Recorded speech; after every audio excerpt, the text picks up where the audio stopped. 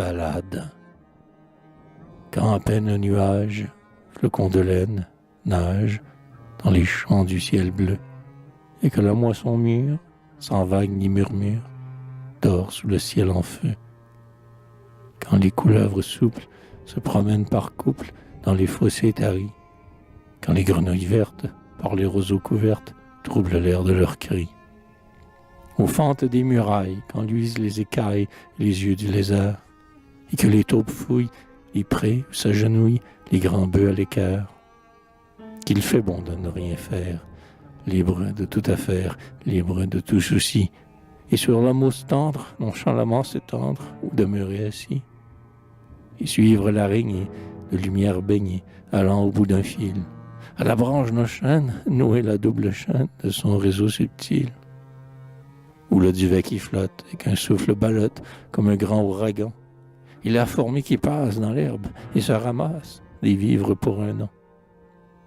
Le papillon frivole qui de fleur en fleur vole, tel qu'un page galant, le puceron qui grimpe à l'odorant olympe d'un brin d'herbe tremblant. Et puis s'écouter vivre, et feuilleter un livre, et rêver au passé, en évoquant les ombres, au riant tout sombre, d'un long rêve effacé. Et battre la campagne, et bâtir en Espagne de magiques châteaux, créer un nouveau monde, et jeter à la ronde pittoresque coteaux. Vaste amphithéâtre, de montagnes bleuâtres, mer aux larmes d'azur, ville monumentale, splendeur orientale, ciel éclatant et pur. Jaillissante cascade, lumineuse arcade du palais d'Oberon, gigantesque portique, colonnade antique, manoir de vieux barons. Avec sa châtelaine qui regarde la plaine du sommet des donjons, avec son nain difforme, son pont-levis énorme, ses fossés pleins de joncs, et sa chapelle grise dont l'hirondelle frise au printemps les vitraux, ses 1000 cheminées de corbeaux couronnés et ses larges créneaux.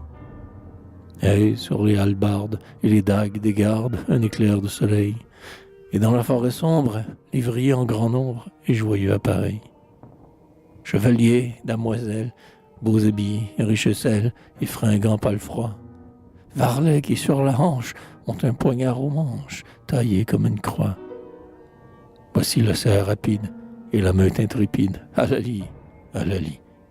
Les corps bruyants résonnent, les pieds des chevaux tonnent et le cerf affaibli. Sort de l'étang qu'il trouble, l'ardeur des chiens redouble, il chancelle, il s'abat. Pauvre cerf, son corps saigne, la sueur à flots baigne, son flanc meurtri qui bat. Son œil plein de sang roule, une larme qui coule, sans toucher ses vainqueurs. Ses membres froids s'allongent, et dans son col se plongent les couteaux des piqueurs.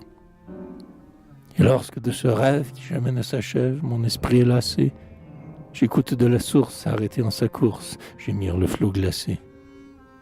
Gazouiller la fauvette et chanter l'alouette au milieu d'un ciel pur. Puis je m'endors tranquille, sous l'ondoyant asile de quelque ombrage obscur.